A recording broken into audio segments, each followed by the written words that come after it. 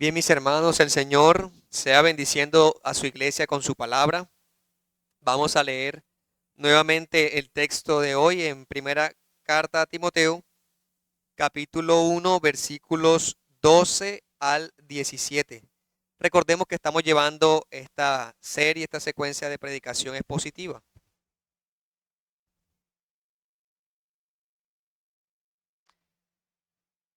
Así dice el Espíritu Santo de Dios a la iglesia.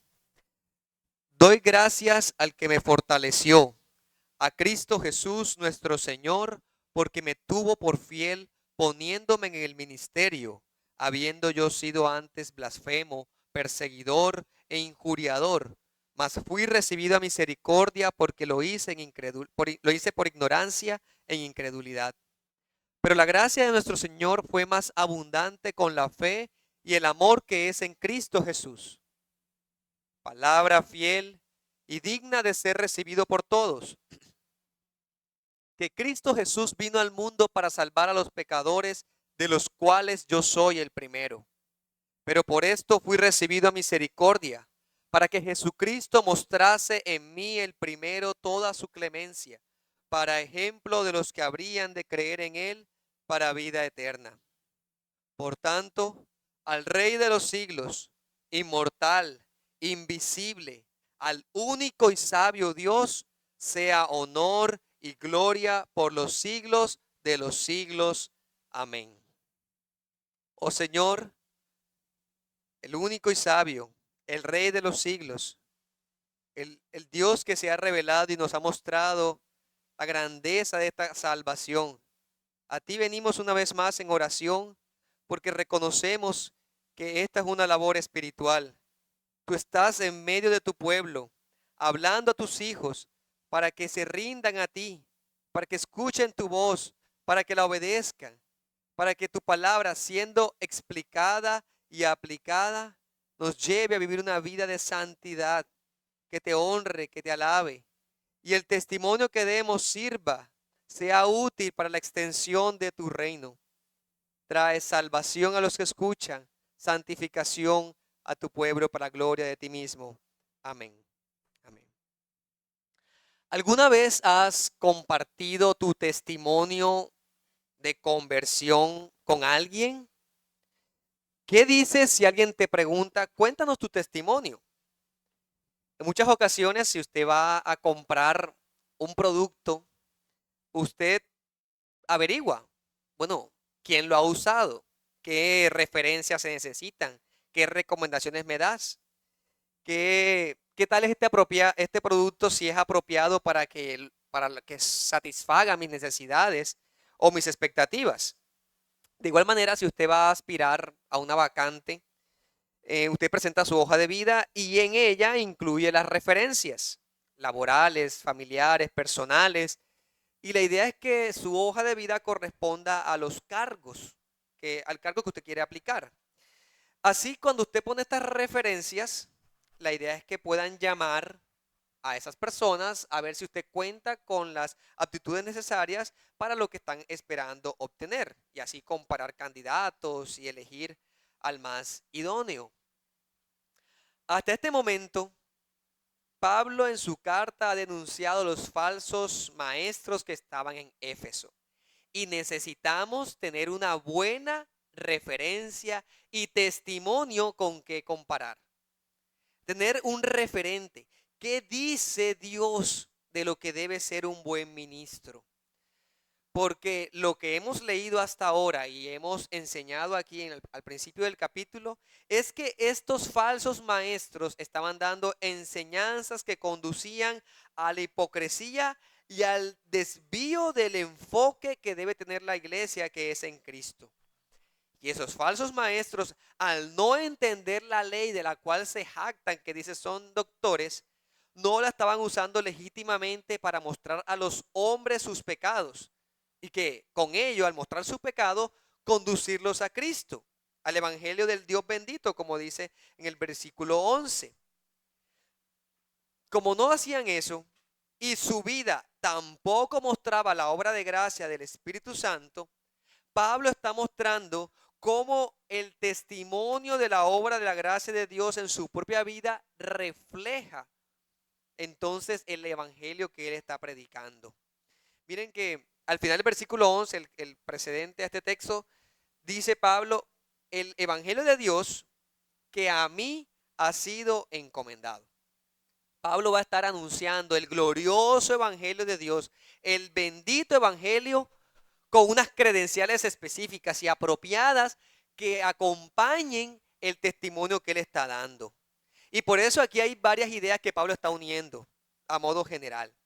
Por un lado, Pablo está indicando que él es indigno en su naturaleza, en su ser, porque él había sido pecador, pero a pesar de su indignidad, ha sido comisionado para proclamar el evangelio de la gracia de Dios. Pero también muestra que esa gracia y misericordia se mostró desde su propia conversión. Desde su propia conversión. Y eso es como el tema que va a tratar este texto. El testimonio de la gracia de Jesucristo en la vida de Pablo. Y que ese testimonio nos sirva de referente para dar nuestro propio testimonio. Como es una carta, uno esperaría que en las cartas comunes a la época, después de la salutación, la persona se presenta, a quién va dirigida, vendría una especie de palabra de gratitud hacia una deidad de la época. Era común en las cartas de ese tiempo y usted puede ver que en las otras cartas a las iglesias doy gracias a Dios por este X o Y. Pero en este caso vemos a Pablo lleno de una emoción grande en la palabra de gratitud que va a hacer, que va a dar aquí, al hablar de su testimonio, a tal punto que es una especie de clímax, que es el que vamos a estar mirando. Esa gratitud va pasando por medio de la obra de Jesucristo y termina en lo que conocemos como una doxología, es decir, una palabra de adoración. Eso es lo que debe estar pasando cuando damos un testimonio. Agradecemos, presentamos a Jesucristo y terminamos en alabanza y adoración al Señor. Así Pablo se muestra como un ejemplo vivo de lo que la ley de Dios debería estar haciendo, siendo usada legítimamente en la vida de un pecador. No como lo estaban usando los de Éfeso, para que los falsos maestros se la tomen como un juguete, como un instrumento para su propio orgullo, más bien para conducir las personas a Jesucristo, a Jesucristo. Entonces veamos esos tres elementos de estas palabras de gratitud. En primer lugar, gratitud por la gracia. Eso es lo que vemos en este testimonio. Gratitud por la gracia, versículos 12 al 14. Luego veremos el prototipo por la gracia. Prototipo por la gracia, que vamos a analizar en el versículo 15 y versículo 16. Y finalmente en el versículo 17, la adoración por la gracia. La adoración por la gracia. Todos estos son elementos que van dentro del testimonio cristiano. Entonces empecemos mirando la gratitud que debemos expresar por la gracia recibida. Un cristiano naturalmente es una persona agradecida. No puede haber un cristiano lleno de amargura. Esas dos palabras van en contradicción y oposición. Porque el hecho de ser salvados por Cristo nos lleva a decir palabras de gratitud. Y con decir palabras de gratitud es el reconocimiento que hacemos a alguien por lo que ha hecho, por quien es, y especialmente lo ha hecho con nosotros. Pablo está diciendo, doy gracias a Cristo Jesús, a su obra como Mesías y como Señor. Detallemos especialmente en qué elementos da gracias y voy a mencionar 4. En primer lugar, el texto nos presenta al que me fortaleció. O sea, que da gracias a Jesucristo porque es su capacitador o su habilitador. Es decir, el que lo ha fortalecido, el que le ha dado la fuerza. Pablo debe aquí decir, doy gracias a Dios porque me da la capacidad de hacer las tareas que Él me ha encomendado hacer. Él me dice, vas a hacer esto, vas a ser ministro, vas a predicar, va a predicar el evangelio, pero Él me da la fortaleza, todo lo necesario para que yo cumpla lo que Él me ha llamado a hacer. No es la pregunta de que si yo soy el óptimo, el más apropiado para hacerlo, si soy suficientemente bueno o fuerte o puro o sabio para ser siervo de Cristo. Esa no es la inquietud ni el énfasis aquí. El punto es, doy gracias porque Él me ha dado la fortaleza, me ha dado la gracia por estar en Cristo para hacer lo que me ha llamado a hacer. Eso es lo primero que Pablo piensa al dar su testimonio. Doy gracias porque lo que estoy haciendo al dar testimonio, al anunciar de Cristo, es porque Él me ha dado la fuerza para hacerlo, la capacidad para hacerlo.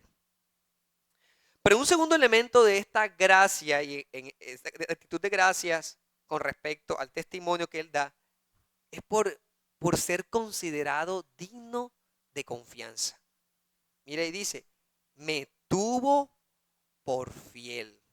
Oh, hermanos, es una palabra demasiado grande, porque es como si pensáramos que Jesucristo no solamente le ha perdonado por su maldad, sino que además de perdonarlo, le ha confiado algo.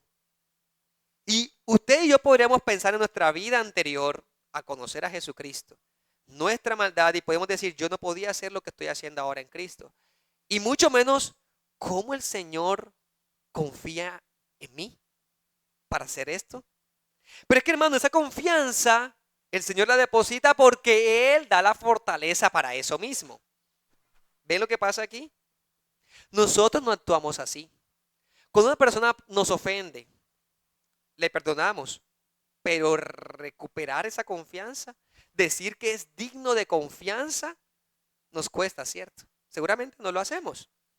Pero Cristo no solamente perdona a una persona, sino que le da la fortaleza para que también sea ahora digno de confianza. Y por eso le dice, ahora me ha tenido por fiel. ¿Recuerdan allá Jesús diciendo, buen siervo y fiel a aquel que se le encomendó una tarea y la cumplió? Ahora entendemos que la pudo cumplir por la gracia de Cristo, pero no deja de quedar esas palabras allí. Hermanos, Dios nos ha tenido por fieles para encomendarnos su tarea.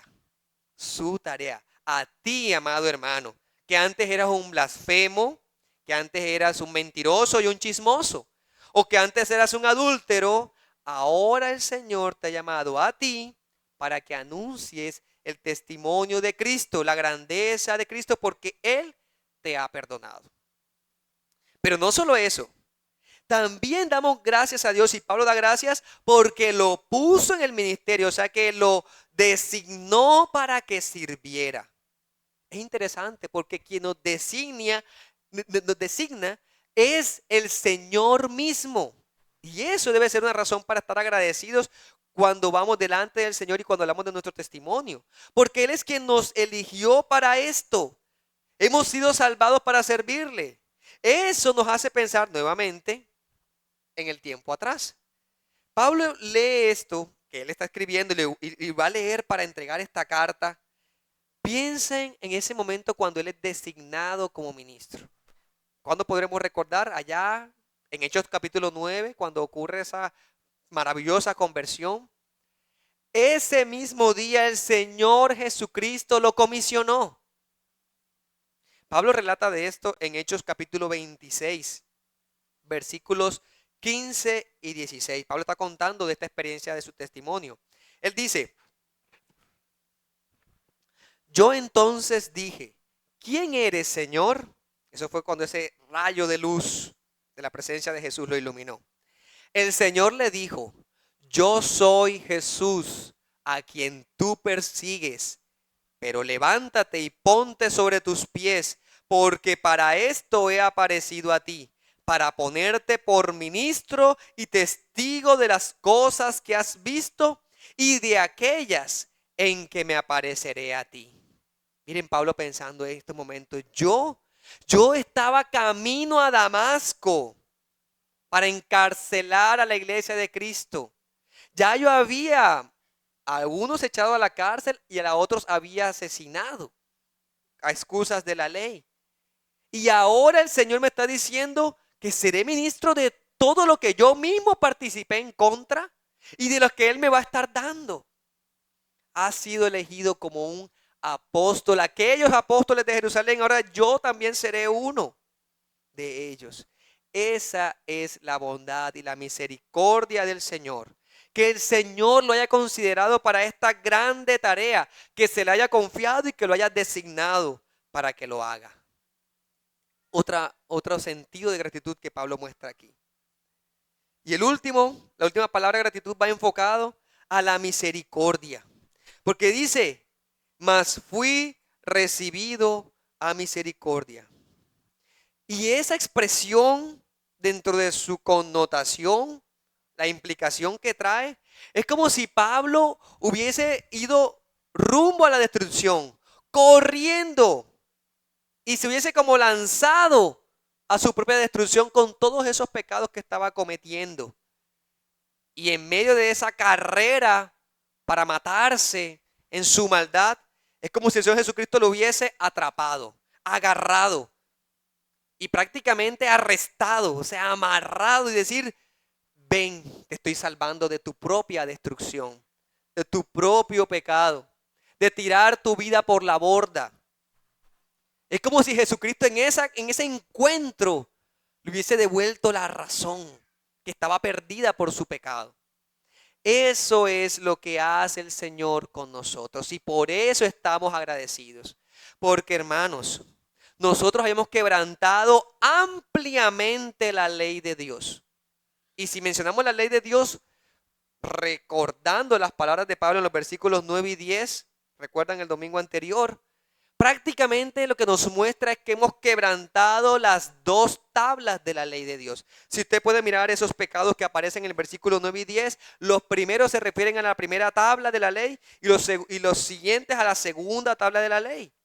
Y Pablo especialmente menciona ser blasfemo, perseguidor e injuriador. O sea, blasfemo, podríamos recordar la primera tabla de la ley, es decir, hablando en contra del nombre de Dios, teniendo otra idea de Dios, o sea, otro Dios, adorando de una forma incorrecta, no teniendo en cuenta la santidad del día de Dios, que es Dios el propósito de su día.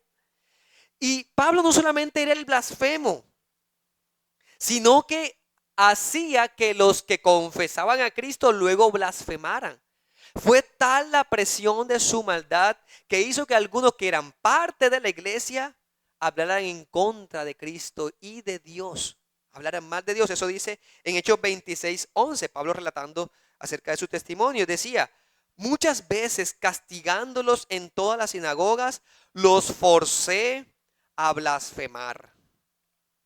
Forcé a blasfemar. ¿Cómo sería ese corazón de Pablo pecaminoso, creyendo que hacía lo bueno a su vista, a su conciencia, obligando a otros que hablaran en contra de Dios para que confesaran lo que su propio corazón había maquinado?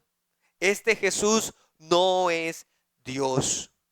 Eso nos muestra la primera tabla de la ley, como en el versículo 9 habla de esos transgresores, de esos impíos, de esos pecadores, esos irreverentes y profanos.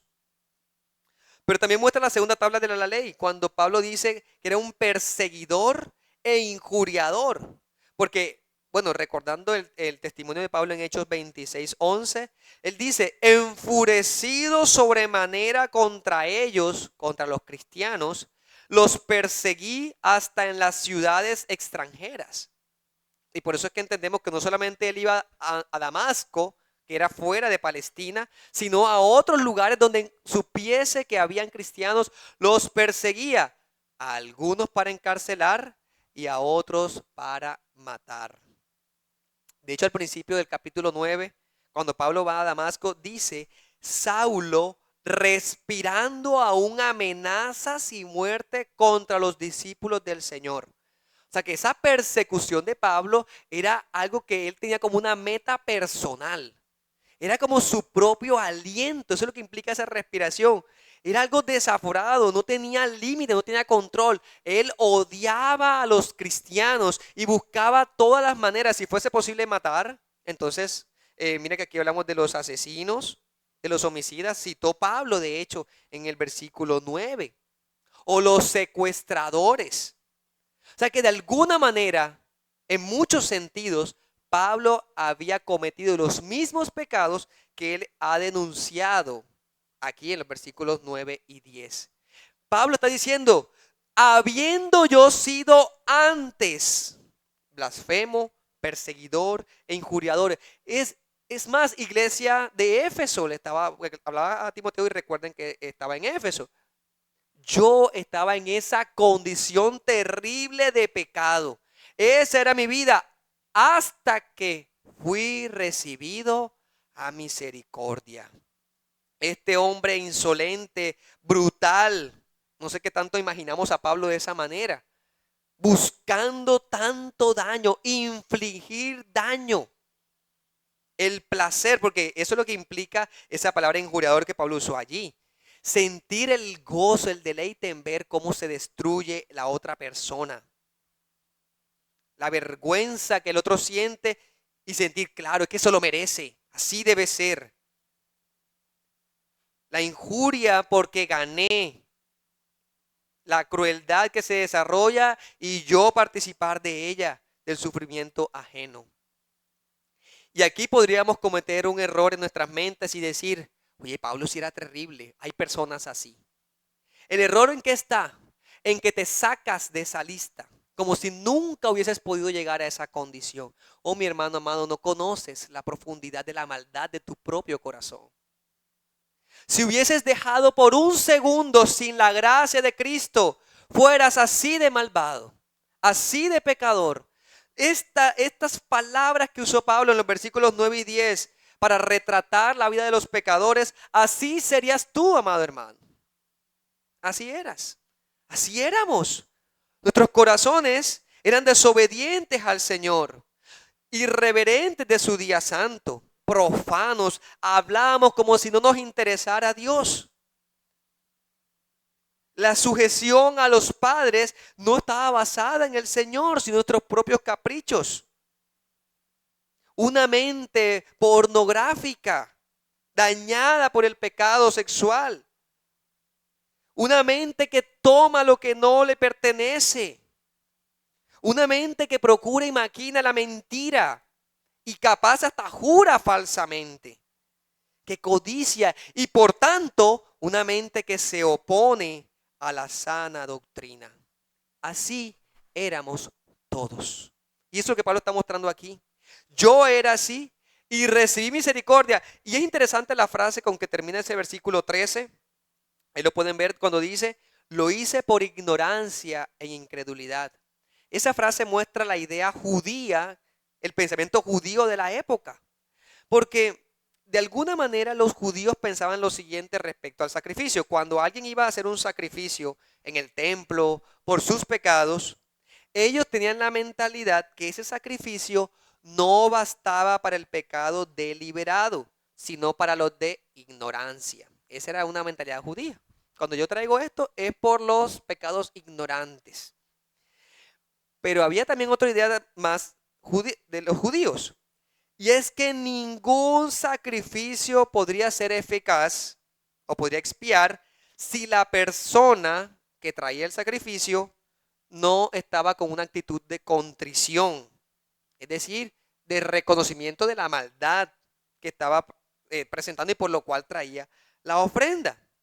¿Qué muestra esto, Pablo? Pablo está diciendo, yo no entendía todo, mi mente estaba ciega por la misma maldad. Pero ahora que he conocido la luz de Cristo, ahora que me he sido iluminado, ahora he podido arrepentirme adecuadamente por la misericordia. Porque ¿qué hizo la misericordia? Quebrantó ese corazón y lo hizo sencillo, manso, que reconociera su maldad. O sea que la ignorancia no era que no supiera la maldad que estaba haciendo como tal, sino que no había visto y comprendido la grandeza de la santidad de Dios y de Jesucristo, de la obra de Jesucristo, de quién era Él, para ver lo más mal que era eso. Porque sabemos que mentir es mal, pero sé que mentir es gravísimo porque deshonra al Dios de la verdad. Comprendo la magnitud de lo mal que es el pecado. Y por eso es una obra de gracia cuando un pecador se arrepiente, cuando he recibido misericordia, porque se ve bueno, porque se compara con otros y dice, pues yo no soy tan grave. Pero si te comparas a la luz del conocimiento de Jesucristo, vas a ver la grave condición en la que estás. Y por eso es que debemos anunciar a los pecadores el grave pecado de no creer en Cristo, de que su maldad es tan grave porque va contra Cristo, para que el pecador pueda ver su necesidad tan grande de Jesucristo. Cuando el pecado se ve en sobremanera grande, cuando una persona ve en gran manera su maldad, entonces es cuando se puede ver esa gracia, mire, superabundante. Si el pecado es abundante, es horrible y la persona se da cuenta, llega a esa convicción, entonces va a encontrar que la gracia de Dios es mucho más rica. Así aparece en el versículo 4, pueden verlo ahí. La gracia de nuestro Señor Jesucristo fue más abundante. Y eso es bueno decirlo cuando compartimos el testimonio. Mira, yo doy gracias a Dios porque yo antes vivía así, pero ¿qué pasó? Ah, no, yo dejé esto, yo dejé aquello. No, la gracia de Dios fue más grande que mi maldad, de tal manera que me hizo arrepentirme de ello, me hizo convicto de mi pecado, me limpió, me hizo ver que necesitaba era de Él, que Él es rico en misericordia. Y caí rendido a sus pies, no pude hacer nada más. Y mi alma quedó ligada ante tanto amor y compasión. Y saben que es que Pablo vio eso porque, fíjense, Pablo ha retratado su vida y su corazón antes de Hechos 9, por así decirlo en nuestra secuencia bíblica. Pero inmediatamente, ¿quién lo atiende? ¿Quién le ayuda y lo muestra y le ayuda al camino del Señor? Bernabé. Tenemos a Ananías, el primero que lo encuentra, e inmediatamente después de Ananías, Bernabé. Ananías le dice, Pablo, yo soy comisionado por Dios para orar por ti. Y luego Bernabé viene y con todo amor lo trae al resto de la congregación. Entonces tenemos en Ananías y en Bernabé la muestra de fe y de amor propia de un corazón que ha recibido la gracia. Tanto Ananías, en primera instancia, como Bernabé, en segunda instancia, que es lo que lo presenta a la iglesia, Pablo pudo ver cómo la fe puesta en Cristo también va acompañada del amor cristiano y piadoso.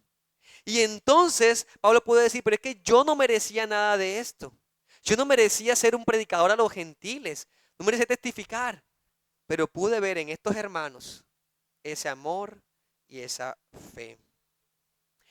Y Pablo así como aquí mencionó el amor y en la fe, que es en Cristo Jesús, él lo usa esa frase amor y fe en otras cartas.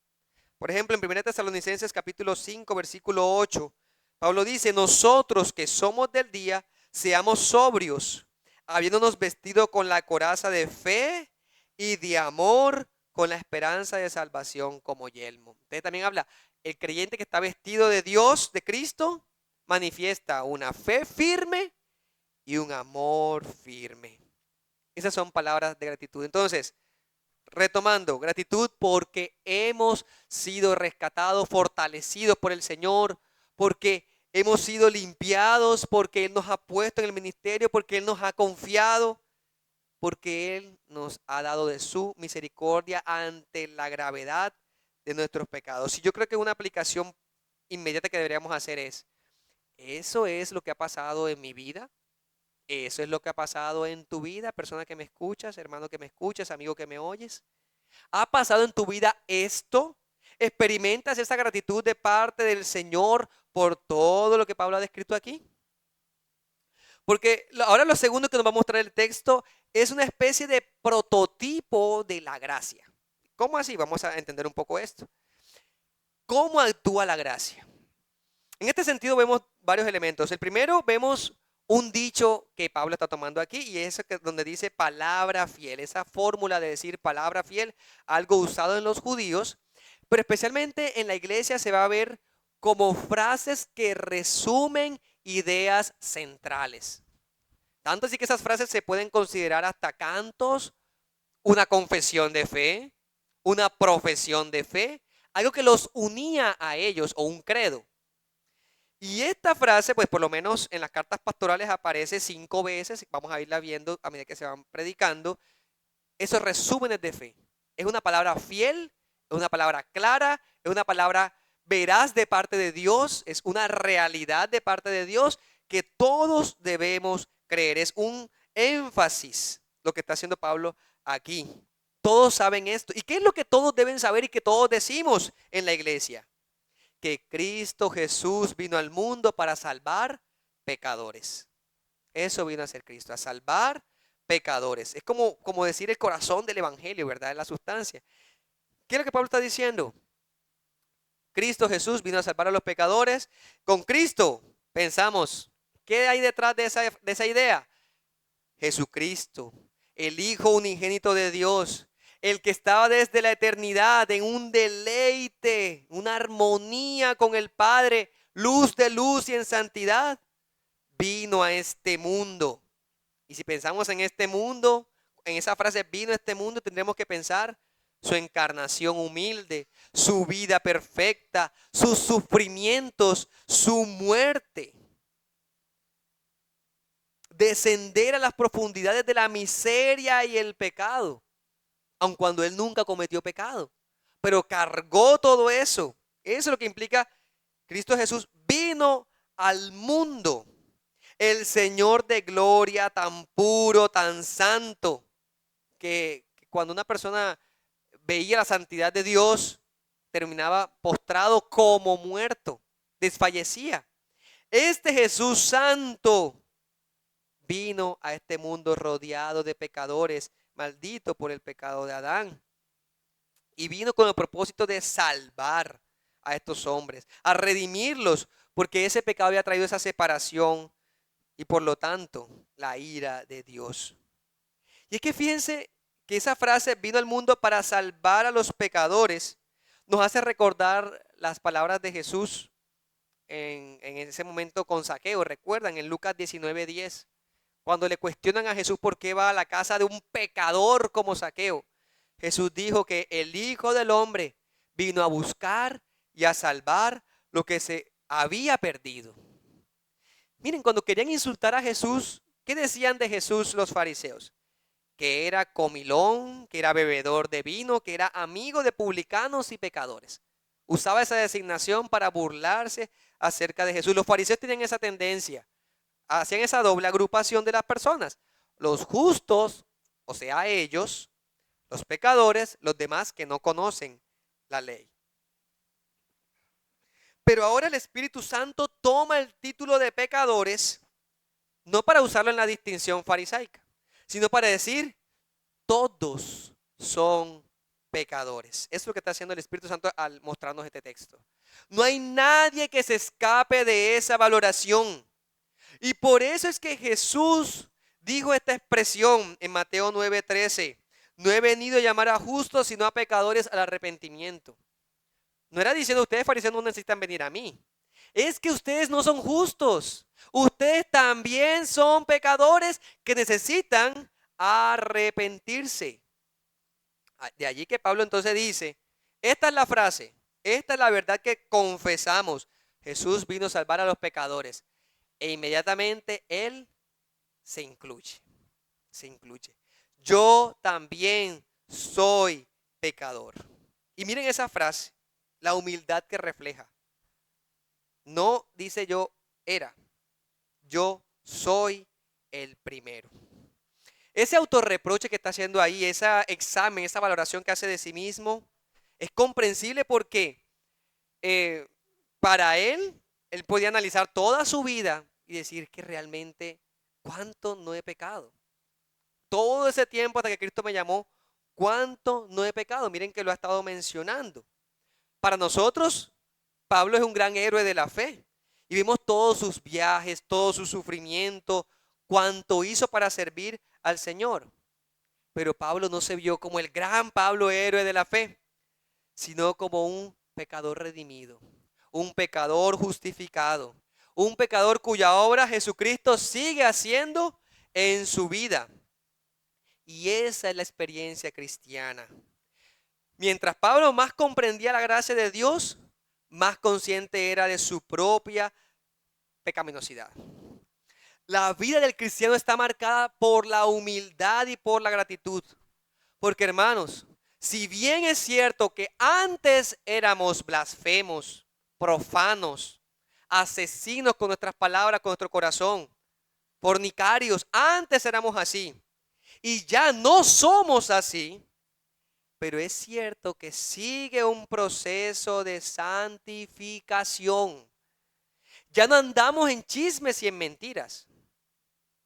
Pero también ahora luchamos cada día por no retroceder en esa vida de pecado porque la gracia de Jesucristo nos ha fortalecido. ¿Y qué pasa? Que a medida que vas avanzando en tu vida de fe, vas descubriendo más pecados en tu propio corazón. De diversas maneras.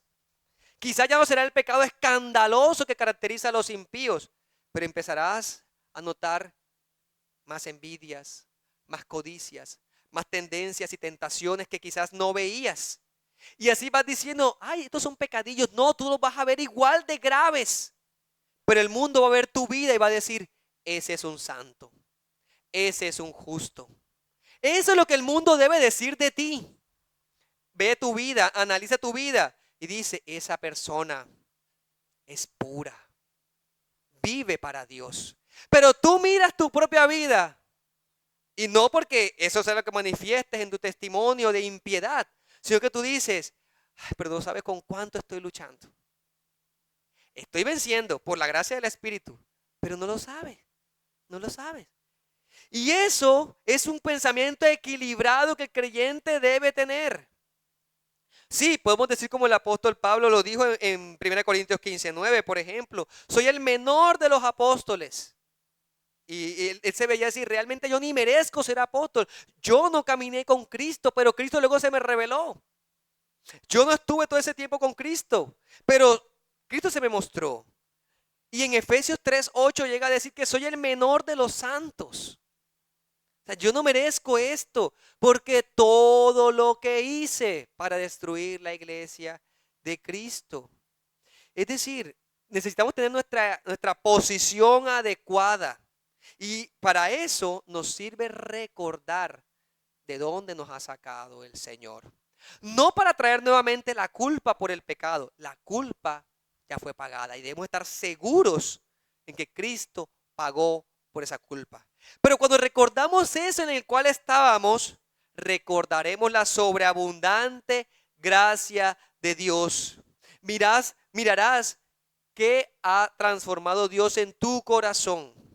Y cuando miras ahora en tu vida como cristiano, ves cómo has dejado todos esos pecados escandalosos, vergonzosos, de los cuales el mundo ni mencionaría, de ese tipo de circunstancias. Pero vas viendo cómo siguen saliendo estos otros. Tú dices, Señor, aún necesito de ti. Aún necesito más de ti. No me puedo crecer y no me puedo elevar. Dicen algunos autores, comentaristas de este texto, que recordar su pecado era una manera para guardarse del orgullo y también mantener viva la llama de la gratitud. Em, Thomas Goodwin, un puritano, escribió al respecto.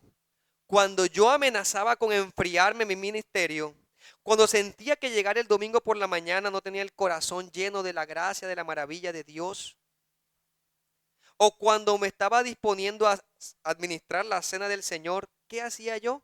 Recordaba, me hacía un repaso arriba y abajo por los pecados de mi vida pasada. Desde dónde, qué hizo el Señor conmigo. Y eso me hacía tener un corazón contrito y humillado, dispuesto a predicar como se predicaba antes, el perdón de los pecados. Eso hacía este hermano. Y nos es útil, amados hermanos, pensar cómo nuestro corazón podría llegar más allá si no es por la gracia de Dios que refrena nuestra maldad. Pablo es un testimonio irrefutable de que ningún hombre está tan perdido ante Dios que no pueda alcanzarle la misericordia incomprensible, porque no merecía realmente eso. El amor inconcebible de Jesucristo para salvar a lo que se había perdido. Pero también, amados hermanos, eso nunca va a justificar nuestros pecados presentes. No pretendas usar 1 Timoteo capítulo 1, versículo 15 para decir, por eso es que yo peco. Por eso es que yo peco. Porque yo soy el primero de los pecadores a que Cristo salvó. No, hermanos, es una excusa barata porque amas más al pecado. Si amas más al pecado, buscarás en la Biblia excusas para seguir pecando. Pero si amas a Cristo y su santidad, vas a ver un pasaje como este y vas a decir, oh miserable de mí, ¿quién me librará de este cuerpo de muerte? Oh Señor, líbrame, llévame contigo. Permíteme servir en este mundo como un hombre santo en justicia, que te honre y que te alabe porque he creído en Jesucristo. Eso es lo que vamos a hacer cuando miramos un pasaje como este. No justificaré mi falta de perdón. No voy a justificar mis enojos ni mis silencios. No voy a justificar mi maltrato. No justifiques tu pereza y flojera, tu desidia diciendo, es que yo soy el primero de los pecadores. No lo hagas, amado hermano. No uses este texto para justificar tu vida de pecado y maldad delante de Dios. No. Más bien este texto que nos muestra, ¿y qué sí muestra? La paciencia de Dios. Y como Pablo es un prototipo, la palabra prototipo es una especie de croquis, bosquejo, esquema, esbozo de dibujo, apunte de un proyecto. Es como eso que yo quiero hacer, como el que quiere construir una gran casa y primero hace unos planos para ver cómo va a quedar. Bueno, Pablo es ese prototipo de demostrar, en su testimonio vemos qué hace Dios con la vida de los pecadores. Usted puede estudiar la vida de Pablo, que el Señor nos los presenta en 3 ocasiones. En Hechos 9, en Hechos 22, en Hechos 26. ¿Para qué el Señor le plació mostrarnos el mismo suceso 3 veces? Y luego en las cartas lo describe. Para que veamos en Pablo, no el héroe grande, sino una persona transformada por la obra de Cristo que sigue creciendo en la fe. Eso es lo que vamos a ver en Pablo, ese prototipo. Ahora, él sería como ese bosquejo de cómo Dios convierte una vida, para que veamos entonces, como dice en Timoteo, los que habrían de creer en él, en Jesucristo, por medio de Pablo y por medio de la predicación del Evangelio. Por eso dice Pablo en versículo 16, por esto fui recibido en misericordia, para que Jesucristo en mí mostrase esa paciencia de que los pecadores más graves que podríamos considerar y nosotros considerar pueden ser salvos. Ejemplo, prototipo de los que habrían de creer en Él para vida eterna. Entonces, ¿cuál es la verdad? ¿Qué es lo que confesamos? Jesucristo vino a salvar a los pecadores. Pablo es un ejemplo de ello, de todos los demás que venimos detrás. Todos hemos experimentado esa obra que Pablo hizo, que Dios hizo en Pablo. Al ser un pecador, transformarlo para su gloria. A él buscarlo y salvarlo como nos buscó y como nos salvó. Y no solamente que nos salvó, sino que nos puso a servirle. Entonces, hermano mío, tú también te vas a convertir ahora en un ejemplo. Eso que tiene que pasar. Eso es la respuesta natural a este texto. Que tú miras ahora tu vida y tú dices, Cristo Jesús vino al mundo para salvar a los pecadores, de los cuales yo soy el primero. Y cuando comparto tu testimonio con alguien vas a decir, yo doy gracias a Dios, porque yo antes era esto, esto y esto, pero Cristo Jesús vino a salvarme. Él, el Hijo de Dios, se encarnó y sufrió y vivió, para que yo ahora me dé cuenta de mi grave pecado. Yo no voy a dar cuenta de tu grave pecado, voy a dar cuenta de mi grave pecado. Y cómo ahora, al haberme rescatado, vivo para Él. Eso es lo que tiene que pasar. Eso es lo que tiene que pasar. Fijaos en lo que Cristo ha hecho en mí. Hay esperanza, hubo esperanza para mí. Puede haber esperanza para ti. Y ahí compartimos el testimonio fiel del Señor.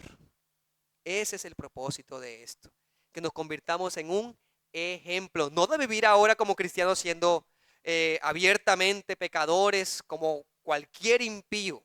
De eso no se trata, sino que ahora como cristiano, digo, la obra de transformación que Cristo hace al vivir en mí, al vivir en mí.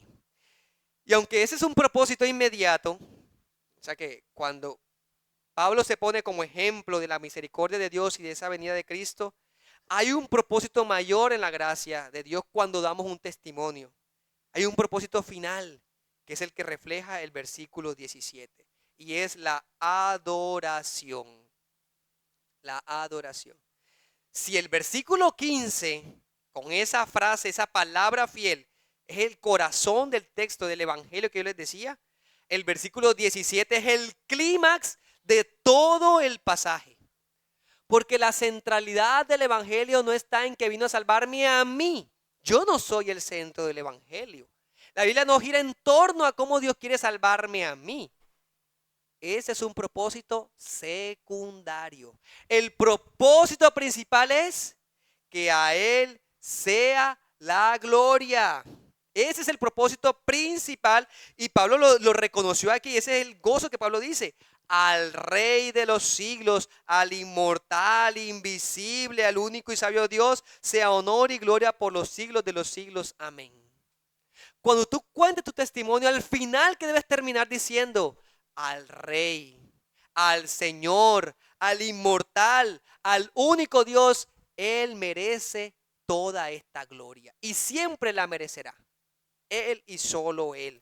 Cuando tú contemplas la maravilla de tu transformación por la gracia, de ti va a brotar una doxología, como decía. Una palabra de adoración, porque tú dices, es incomprensible cómo Dios pudo salvarme a mí tan malo que era. ¿Cómo Él lo hizo? ¿Y cómo lo hace con esa multitud de pecadores? Pero recuerda la lección, recuerda la bondad de Dios y eso obliga a ponerse de rodillas para alabar a Dios. Frases como esta, como la del versículo 17, eran parte de del mismo culto, de la liturgia común entonces.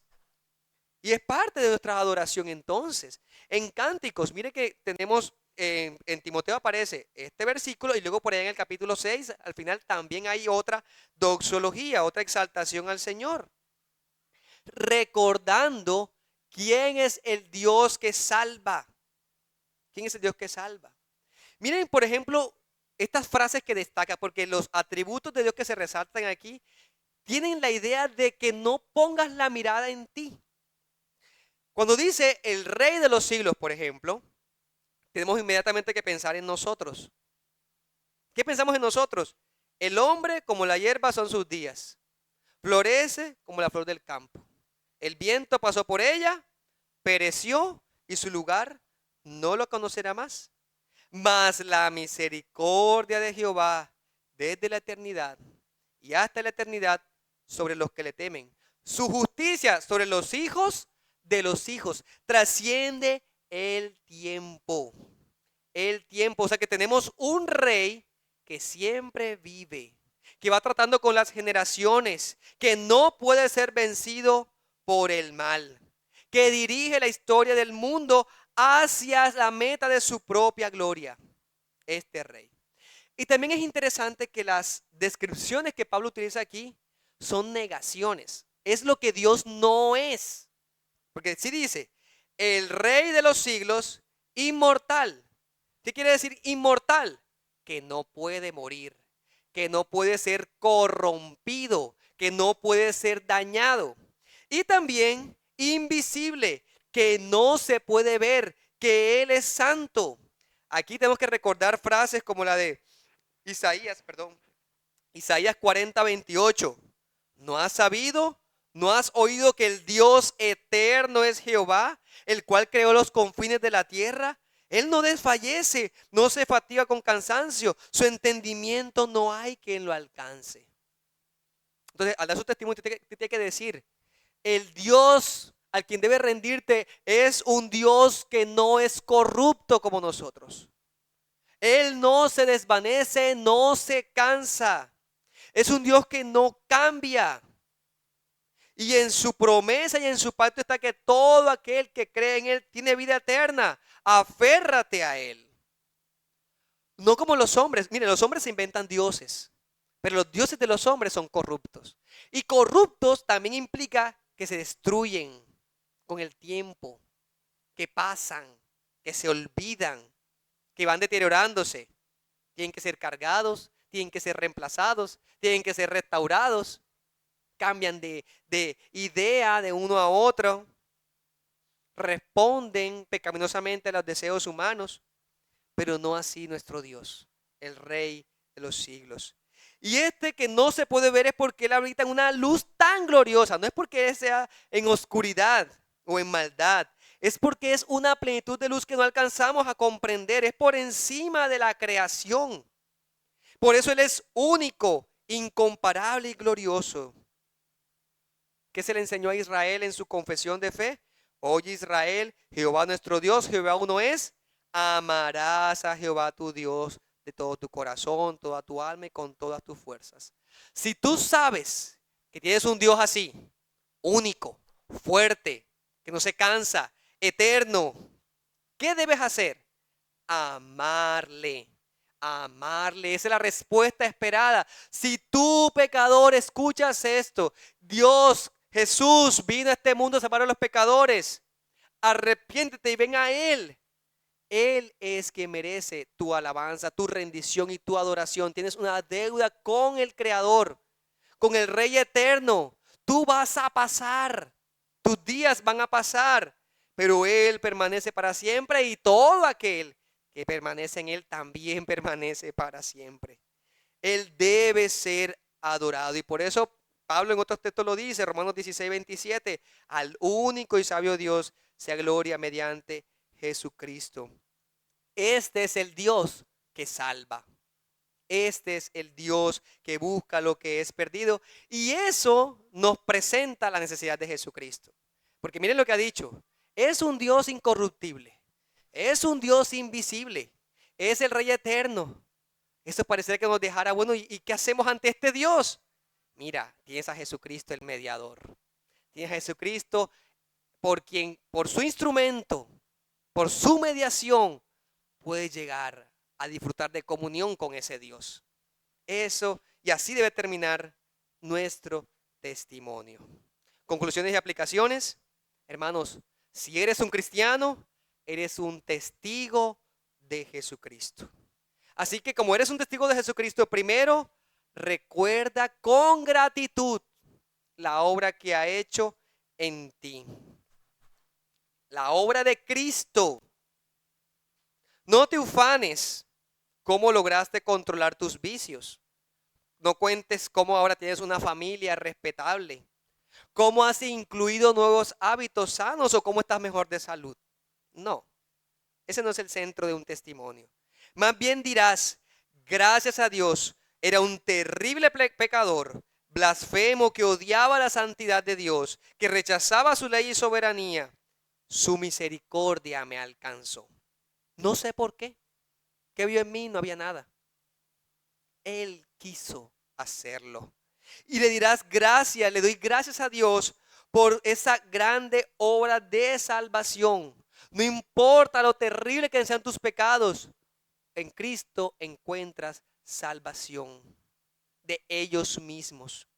Y también vas a contar de cómo ahora te ha dado la capacidad a ti para contar a otros de esa buena noticia y servirle de esta y de muchas otras maneras que te ha tenido ahora por fiel testigo suyo, para que tú cuentes y hagas lo que Él quiere que hagas en su reino. Y también enfatizarás entonces que ese propósito al venir a este mundo no es un simple ejemplo de bondad, porque algunos dicen eso. Jesús simplemente es un gran maestro. Sigue su ejemplo de bondad. No, Él vino a salvar a los pecadores, de los cuales yo también soy el primero. Yo soy el peor, he hecho tan grande maldad. Pero no lo vas a decir como si tú vivieras la misma vida de impiedad. No, no hagas así, ya lo hemos dicho. Tus pecados han sido lavados.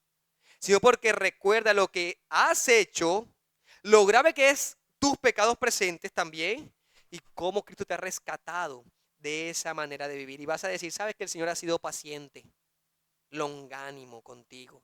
Y su clemencia hoy te dice, pecador que me estás escuchando en ese testimonio, que te arrepientas y vengas a Él.